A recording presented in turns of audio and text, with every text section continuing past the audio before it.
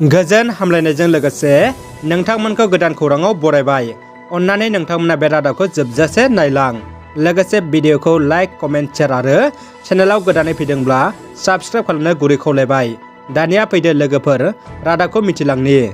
गिबि खौराङाव दङ गोजोनथाव खौरां। बर'नि फिसा उदालगुरि जिल्लानि बक्सार गेलेगिरि भार्गबती कछारीया इन्टारनेशनेल टुर्नामेन्टनि सेमिफाइनालाव जायगा आवग्रिनो हाबाय। बिथां बक्सारनि सेमिफाइनालाव जायगा आवग्रिनो हानाया बर' हारिनि गेजेराव जोबोद बाख्नायथाव। मख'जाथाव दि सोलिबाय थानाय थाइलेण्ड अपेन इन्टारनेशनेल टुर्नामेन्ट चेम्पियनशिप 2022 आव 75 केजि केटेगरियाव थाइलेण्डनि बक्सार गेलेगिरि पर्निपा कुटेखौ फेजेननानै सेमिफाइनालाव जायगा आवग्रिनो हायो। मिजिंथियो भार्गबती कछारीया फाइनालाव देरहासार जाना सनानि मेडेलखौ मोननो हायो। ब्रैथि खोलोबनि आलदा रायजो बडलेण्डनि सोमावसारनाया बनसुनि दैदेननायाव मैयानिफ्राय जागायबाय। मैया क'क्राझार जिल्लानि सिङाव थानाय केडिएसि गेलेग्रा फोथाराव मोनसे सुबुं गौमा हाबाफारि खुंफुंदों गोदानै दाजानाय बनसु फरायसा आफादा। लोगोसे भारतनि गाहाय मन्त्रि नरेन्द्र मदि आरो नखर मन्त्रि अमित शाहनिसिम गांसे गोसोखां बिलाइ दैथायहरदों क'क्राझार जिल्ला बेंगिरिनि मददजों। मिरु बनसु आफादनि आफादगिरि बनजित मन्जुल बसुमतारीया सोमावसारनाय मेलाव बाहागो लाना बुङो दि बर' हारिनि थाखाय आलदा रायजो बडलेण्डआ गोनांथार। बडलेण्ड मोनाब्ला बड'फानि गेरेमसा बर' माहारि दानाया जाफुंनाय नङा होनना बुंदों। लोगोसे फैबाय थानाय समाव गोख्रोंसिन सोमावसारनाय जागोन होनना बुंथियो। आसामनि मन्त्रि उरखावगोरा ब्रह्मआ अन्थाइ खुन्थिया गायसनदों। 22 नं ककलाबारि समष्टिनि सिङाव थानाय जायगाफोराव आसामनि केबिनेट मन्त्रि थामहिनबा 63 नं चापागुरि समष्टिनि एमएलए उरखावगोरा ब्रह्म बिथाङा दैमानि हा खुरखानायफोरखौ होबथानायनि थाखाय मैया सयल कनजारभेशन आसनिनि गेजेरजों हाबा मावनो गोबां स्किमफोरनि गेजेरजों जौगालु हाबाफारिनि अन्थाइ खुन्थिया गायसनो। गोजोनथाव खौरां। बर' हारिनिफ्राय 2018 मायथाइयाव इउपिएससि आनजादाव उथ्रिसार जाना आइपिएस जाना एएसपि जानो हानाय मनज स्वर्गियारिनि गोख्रों साहस आरो खामानि मावनायनि थाखाय बिथां मनज स्वर्गियारिखौ झारखन्ड रायजो जामथारानि एसपि रेंकआव बिबान होबाय। मख'जाथावदि मनज स्वर्गियारिनि बे जाफुंसार खौराङा बर' हारिखौ गोग्गा होदों।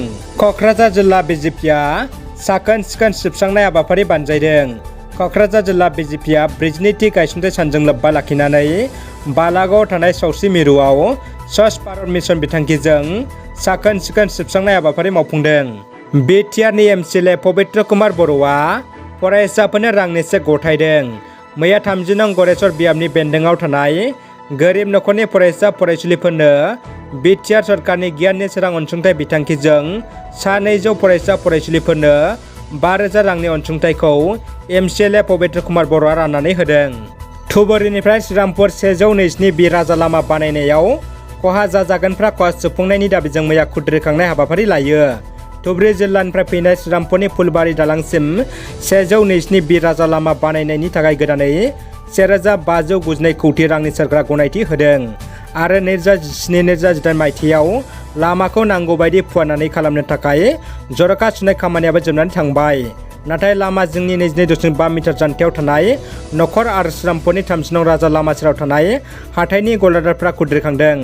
मानोना पिडब्लिउडि आरो कासायाव थानाय सुबुंफ्रा मोननांगौ कम्पेन्सेसनखौ मोना होननानै लामा बिफाननिफ्राय बुंदों होननानै फोरमायदों आरो बे बाथ्राखौ रायजोआ गनाया आरो बयबो समानै कम्पेन्सेसनखौ मोननांगौ होननानै सोरखारनिसिम दाबि खालामदों श्रीरामपुरनि लामा सेराव थानाय गलादारफोर आरो थागिबिफोरा। दानिया फैदो जोबथा खौराङाव। नोंथांमोना बयबो सांग्रां जा, नङाब्ला थगायजानो हागौ। तामुलपुराव सानै आइजोनो थगायना बेसेना रांलांदों। थगायना रांलांनायफोरनि सासेखौ ड्राग्सजों लोगोसे पुलिसआ हमनो हादों। हमजानाय सुबुंनि मुङा कालासान आली होनना मिथिनो मोन्दों। दायो पुलिसआ नायबिजिरना आवथायाव लायो थगायसुलाखौ। रादाबा एसेनोसै लोगोफोर। रादाबखौ जोबजासे नायनायनि थाखाय गासिनिसिमबो साबायखर आरो गोजोन हामलायनाय थाबाय। जै बर' हारिनि गोजोन्थों।